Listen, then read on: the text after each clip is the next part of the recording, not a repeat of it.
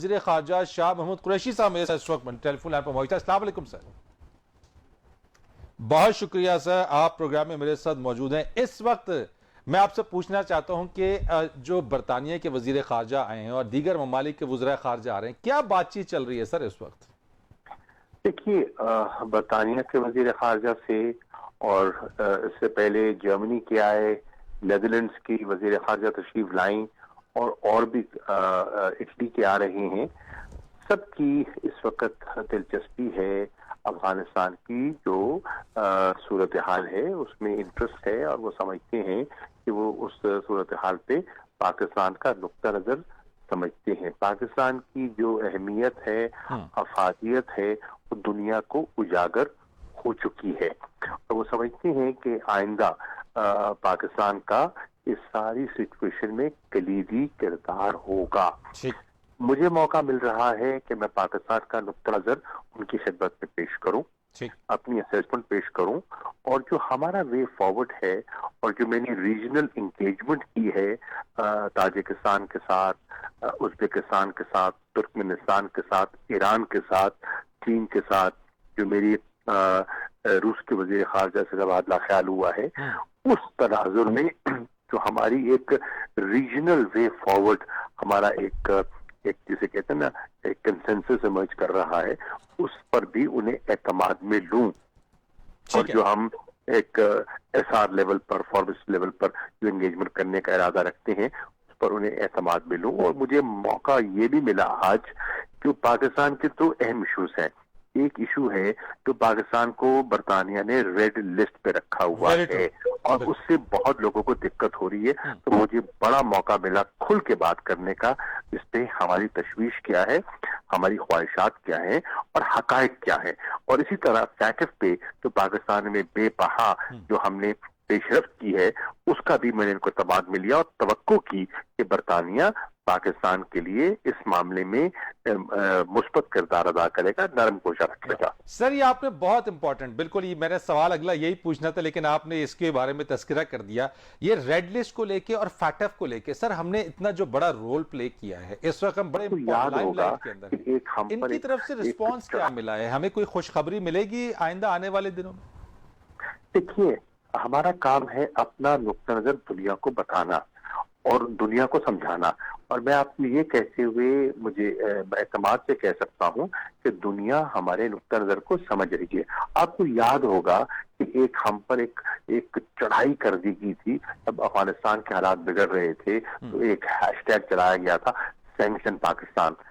آپ دیکھ رہے ہیں کہ اس کے برعکس دنیا آپ سے انگیج کر رہی ہے، اور وہ جو پاکستان کے خلاف ایک منصوبہ بنایا جا رہا تھا، اللہ نے کیا وہ ناکام ہو رہا ہے۔ اسی طرح آپ دیکھ رہے ہیں کہ ایویکویشن کا ہم پر جو پہاڑ کھڑا ہوا تھا، اور آپ نے دیکھا کہ کابل ایئرپورٹ پہ جو کچھ ہوا، اس پہ پاکستان نے جو کردار ادا کیا، اور ان 10-15 روز میں ہم نے 12,000 سے زیادہ لوگوں کو، جس میں فورن نیشنل بھی ہیں، مختلف نیشنل آرگنائزیشن بھی ہیں، اس میں مختلف آئی این جی اوز بھی ہیں، میڈیا کے لوگ ہیں، ہم نے ان کو سیفلی وہاں سے ایویکویٹ کیا، ان کے گھروں تک پہنچایا، ان کو ملک سے باہر وہاں سے نکالا۔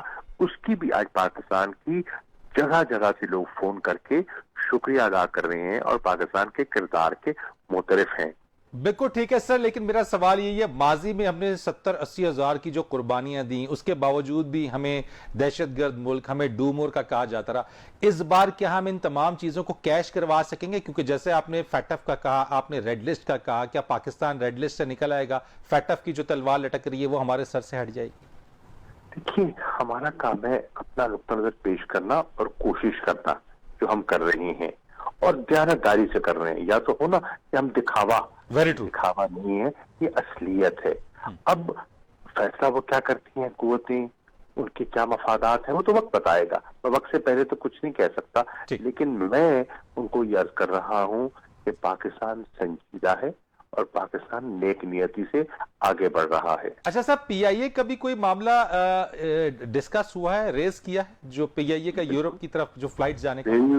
بالکل میں نے نیدرلینڈز کی وزیر جو خارجہ تھیں، ان سے میں نے کہا کہ دیکھیے، آپ سراہیے پی آئی اے کو. پی آئی اے نے جو ان دنوں میں جو کردار ادا کیا ہے وہ قابل دید ہے. رسک لے کے انہوں نے لوگوں کو وہاں سے نکالا ہے, اور پہلی فلائٹ جو مزار شریف گئی ہیومینیٹیرین اسسٹنس کو لے کر وہ کس کی تھی؟ پی آئی اے کی تھی.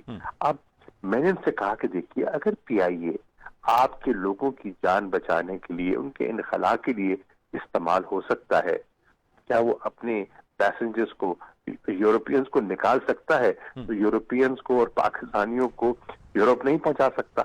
تو اس پہ بھی غور کیجیے. ٹھیک ہے سر, ایک مختصر سوال, لاسٹ سوال ایک آپ سے جو میں جواب لینا چاہتا ہوں کہ آج نئی انتظامیہ طالبان کی جو ہے وہ اس کا اعلان ہونا تھا, لیکن اب یہ مؤخر ہو گیا ہے.